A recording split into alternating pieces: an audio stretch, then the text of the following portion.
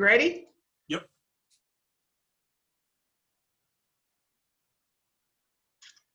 Okay, we have to wait for some folks to come on.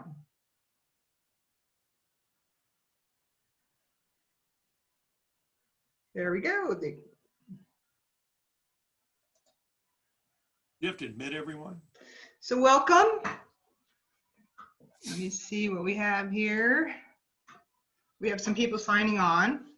Want to welcome everybody. We'll give it a minute. See some familiar names. The noon whistle is blowing. That's got to be worth something. You know, I don't hear it down here in my office. So, well, let's get started. It's 12. It looks like we have quite a few folks. I'm Kay Sapikis. I'm the director here at the Bastrop County Historical Society, the Visitor Center and Museum. And this is another episode in our virtual series on Uniquely Bastrop with our host, Ken Kessless. Today's episode is on Watershed year of 1839. So I'm going to give Ken the power, which is scary. And let's see, make you the host. And if you have questions, you can put them into chat, and at the end, we will have a question and answer period. So here you go, Ken. It's all yours.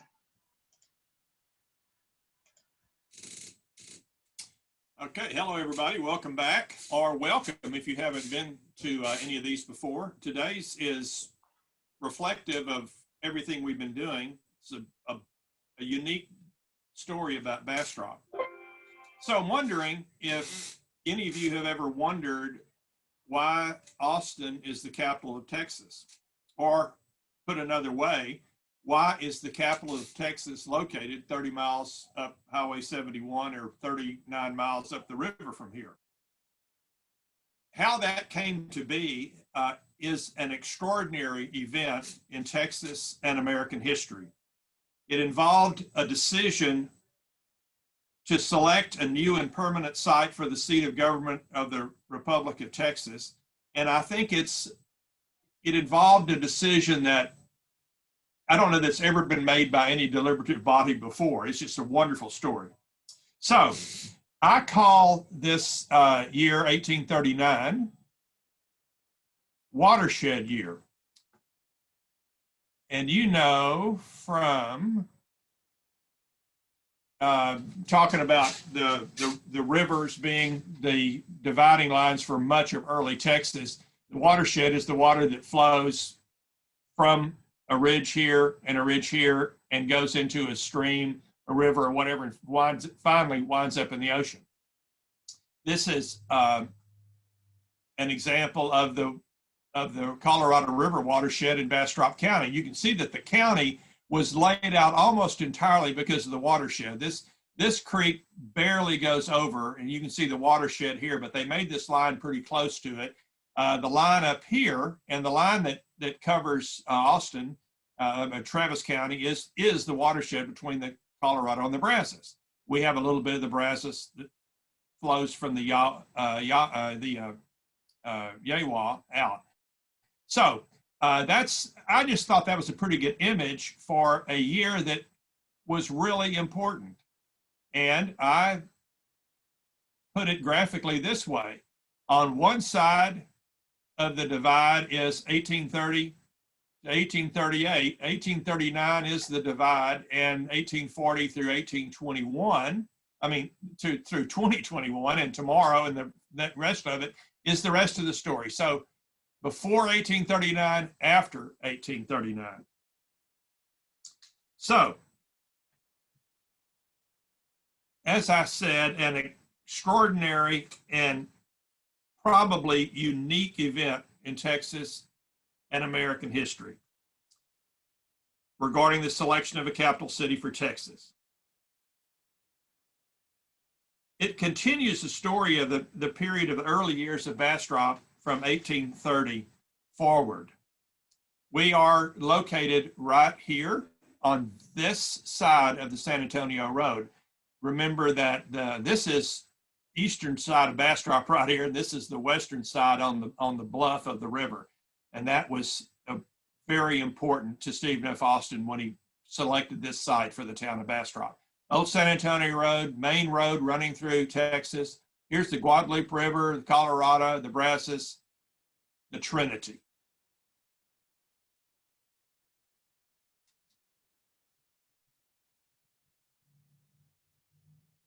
The capitals of Texas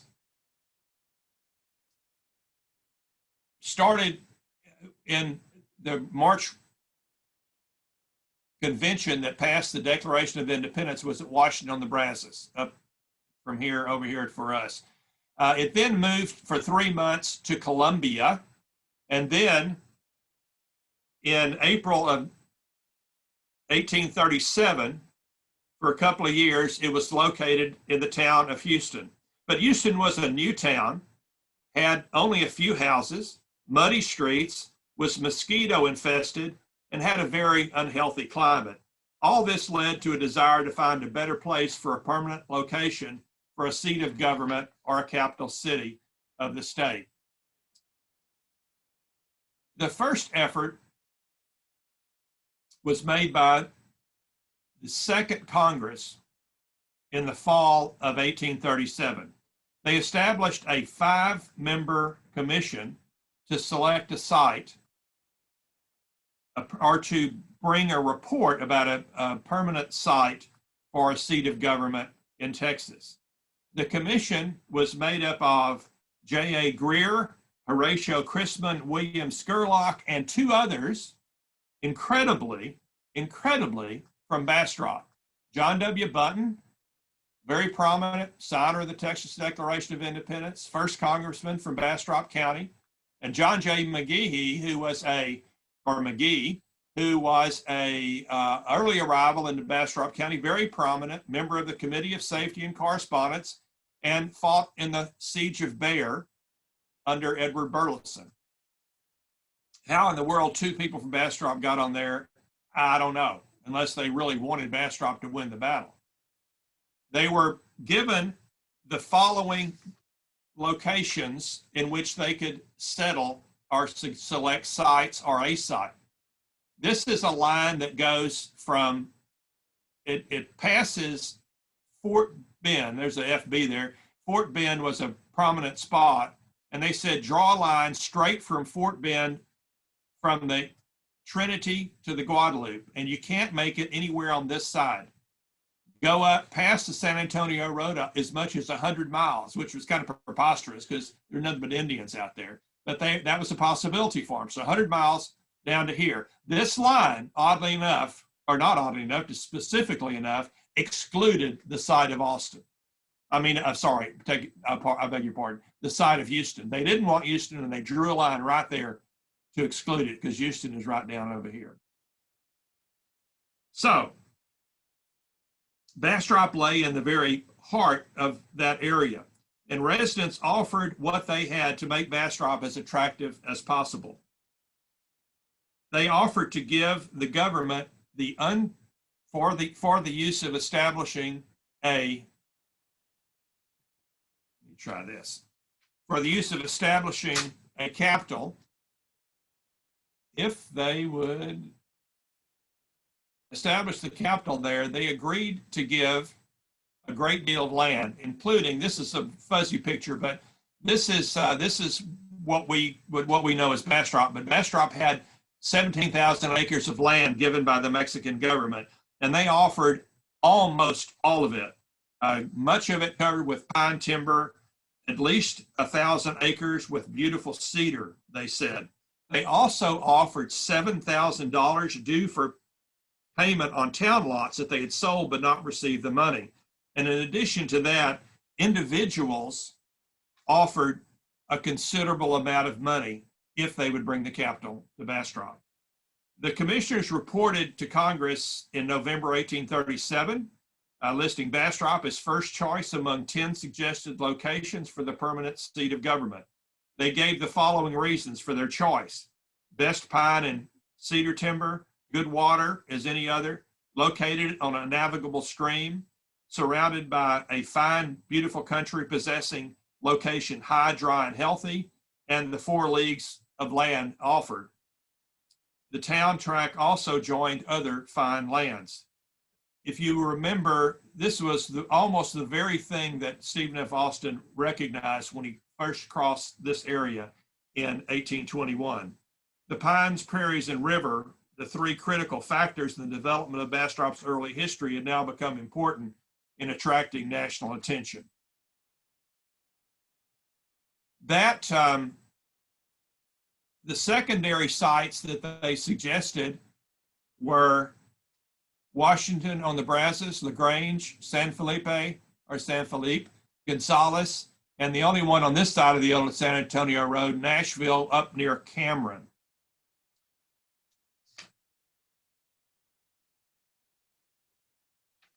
A joint committee of the Second Congress accepted their report, but the Congress decided to do nothing.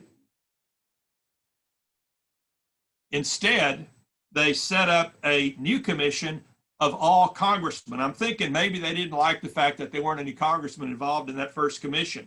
So they set up a commission with all congressmen, 2 senators, three representatives of the House, and they were all mostly from the east of Texas.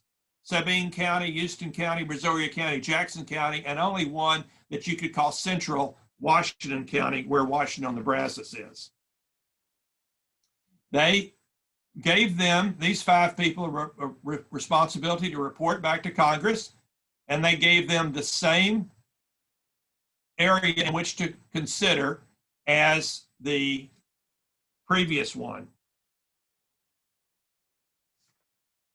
Interestingly, the Congressional Joint Committee heard again, of course, from Bastrop, this time offering 44,000 acres of land if they would come to bring it to Bastrop. And that was by far the largest amount offered by a lot of different people. And interestingly as well, somebody offered 18,000 acres at a place called Comanche on the Colorado, 18 miles above Bastrop. And it was about where Garfield is. In the end, however, the commissioners agreed on one spot. They only, and that was Eblin's League, which is surrounding where LaGrange now is. This is a drawing from the seat of government papers. They submitted this to the Congress. It's a 6-mile perimeter around LaGrange, which they were able to identify for purposes of the decision. So they now have decided they want to put it at Eblin's League, which is now LaGrange, just 35 miles or so, 40 miles by river down from Bastrop. In May 1838, Congress prepared to vote, with Bastrop's Edward Burleson nominating Bastrop.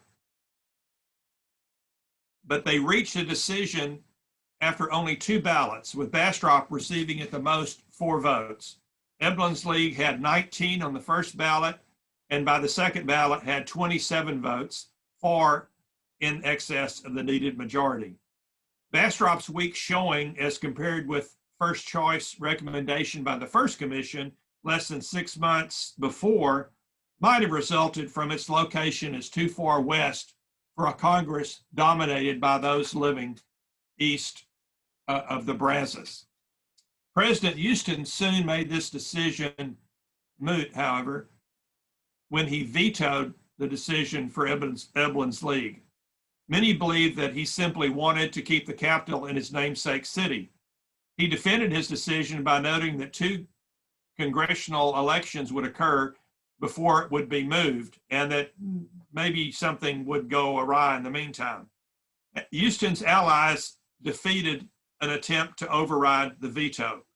Burleson and Billingsley from Bastrop, of course, fought to overcome it so they could have it close to Bastrop, but they were unsuccessful. So a third Congress would now deal with it. The next election, at the end of the year, 1838, loomed very large, since the third Congress would have to make the decision. The Constitution barred Houston from succeeding himself in office.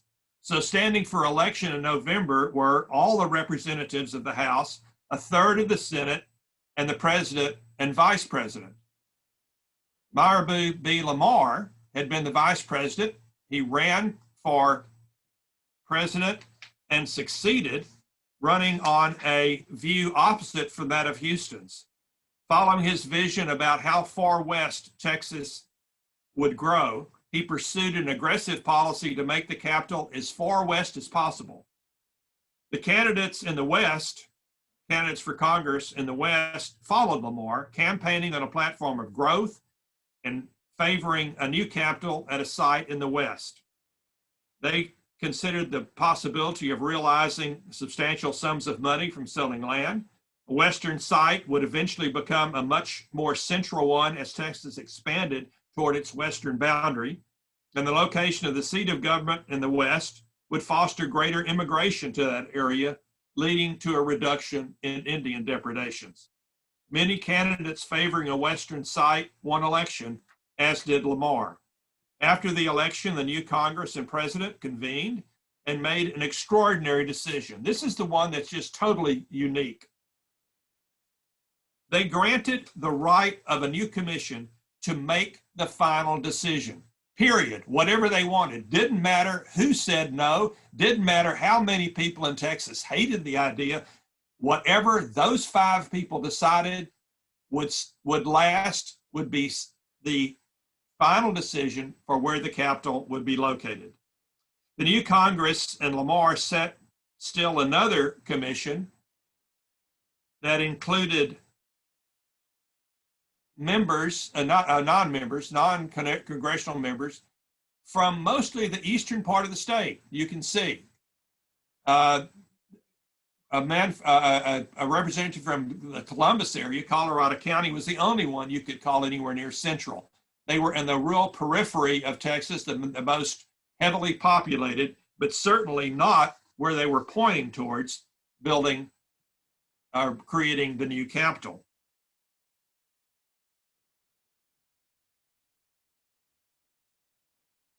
The other thing that they were given was a brand new location from which they could choose. This time, they had to go between, I don't mean this side, but I mean this side of the Trinity to the Colorado, and I mean this side of the Colorado, not this side, and anywhere above the old San Antonio Road. Remember, right where that O is Bastrop. They were to report, the final thing is that the new town would be named after Stephen F. Austin, who had died in 1836, having died as the father of Texas. They would report back in April 1839. Bastrop citizens, again, offered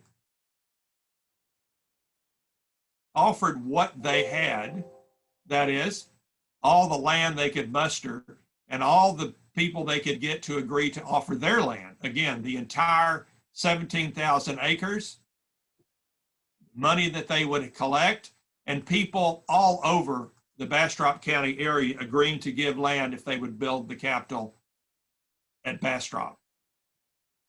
The commission quickly, let me go back here. The commission quickly excluded the area around the Trinity, just too far out of the way. They decided it had to be either on the Brazos or on the Colorado. They took a vote and voted 3-2 for the Colorado. Then they only had 2 places to choose from. They only examined 2 sites. One, of course, was Bastrop.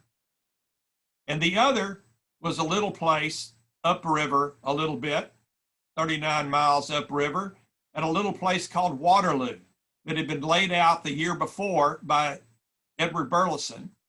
And from this old map, you can kind of get a picture of it, a Bastrop here, and here's the Pedernales River. So right about in this area is where Waterloo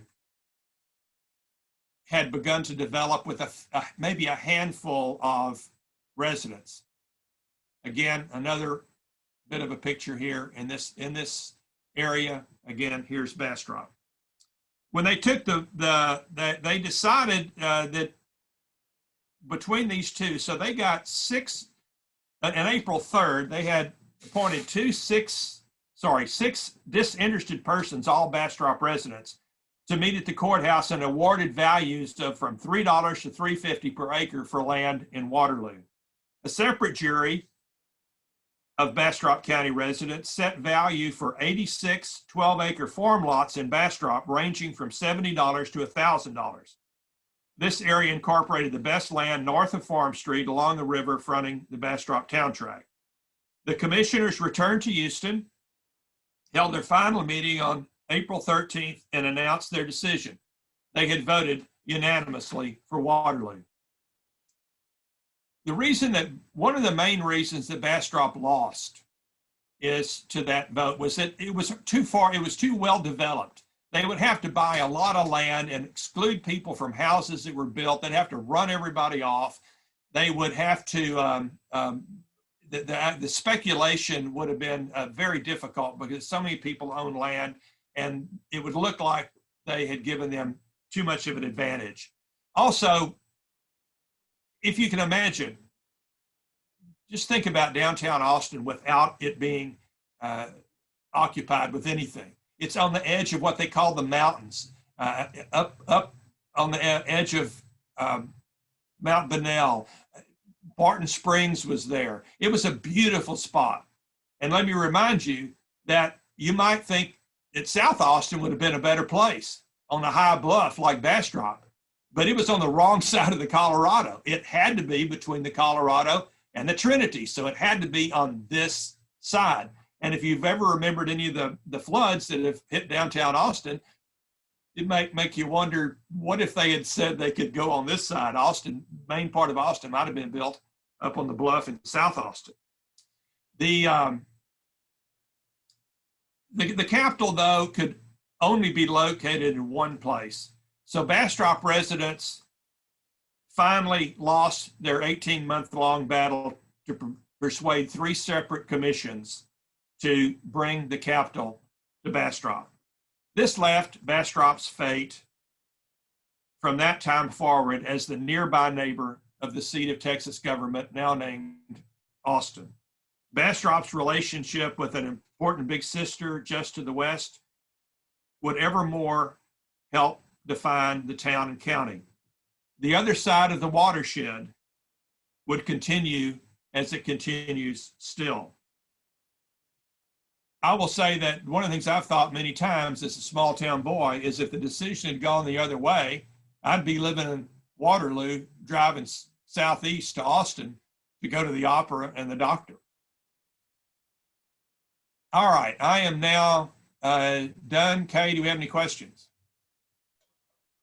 No, not yet.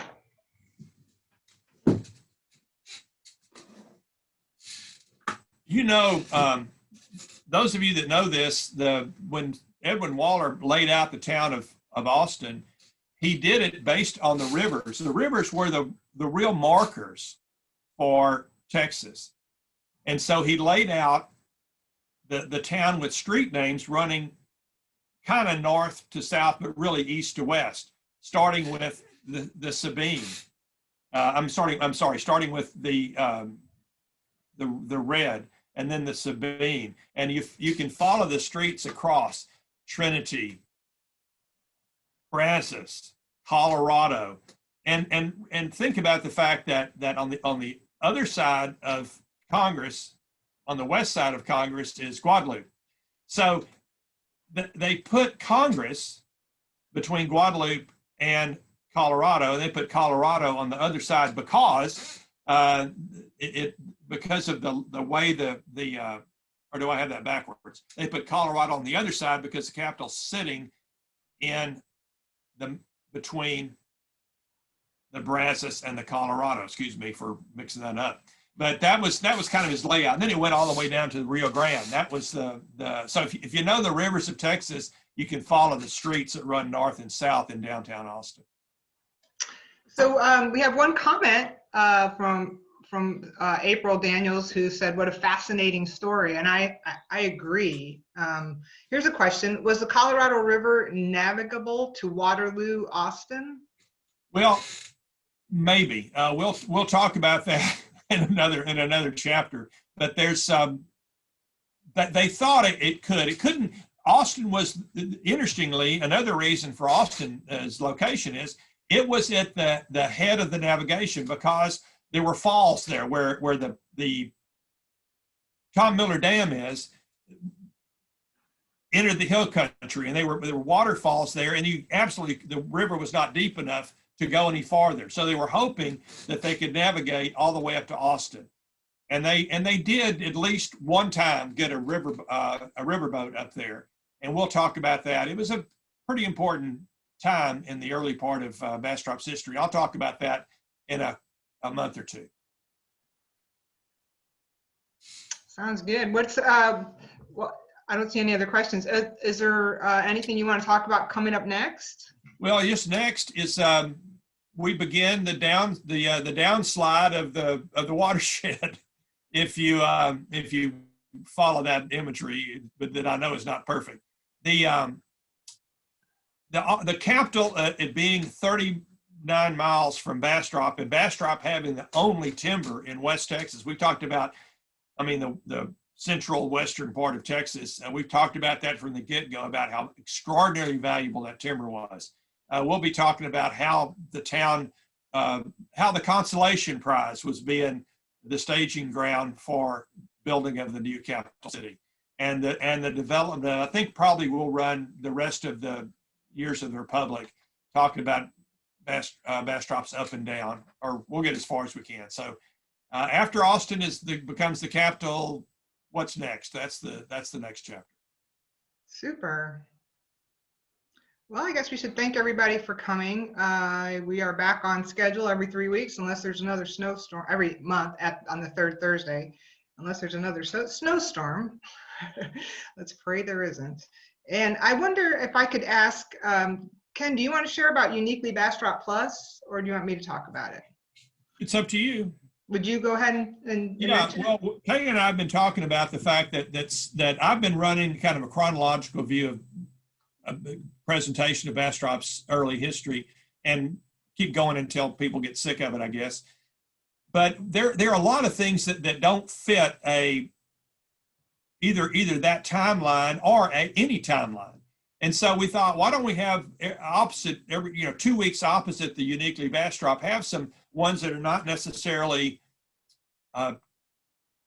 in that framework. Maybe we'll do slavery in that.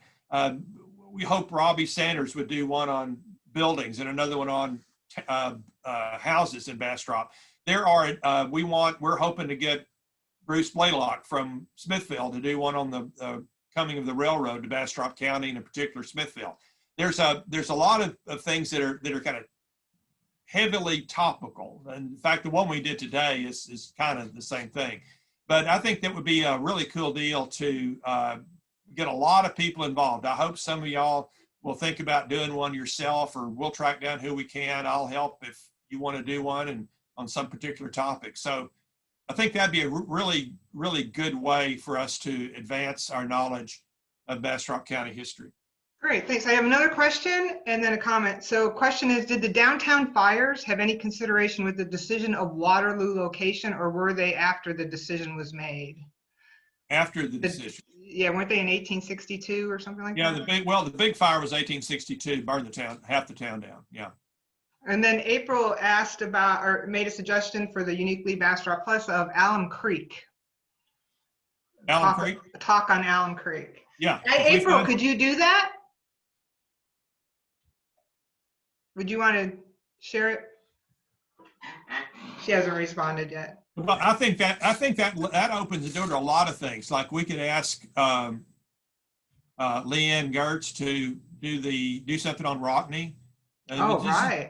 There's all kind of things. We could get a little more information about Elgin from some of the Elgin people. I think that's great suggestion, April. I think it opens the door to a lot of opportunity for us to do something in the midst of this timeline thing that might maybe take another year or so. Excellent. Well, she says that we'll talk about it, so that's great. I don't see anything else. Ken, I want to thank you for doing these. I appreciate it. Thank the Historical Society for putting it on. You volunteer your time, and I think that's very kind of you. Well, thanks, everybody. We will see you all next month. That's all I have. Thanks, Ken. Bye. Bye-bye.